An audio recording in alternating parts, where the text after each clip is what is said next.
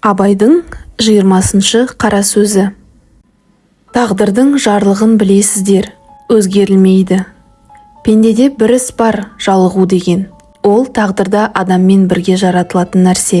Оны адам өзі тапқан емес. Оған егер бір еліксе, адам баласы құтылмағы қиын. Қайраттанып, сілкіп тастап кетсең де, ақырында тағы келіп жеңеді. Ақылы түгел, ойлы адамның баласы байқаса, осы адам баласының жалықпайтұғын нәрсесі бар ма екен?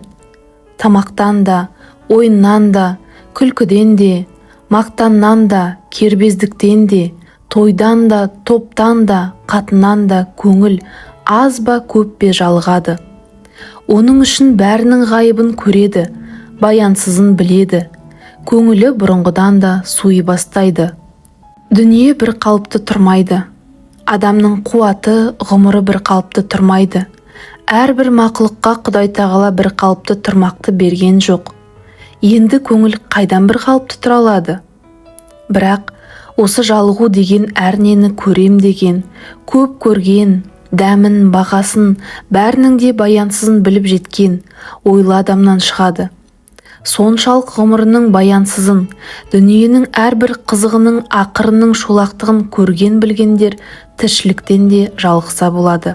Бұлай болғанда, ақымақтық, қайғысыздық та бір ғанибет екен ғой деп ойлаймын.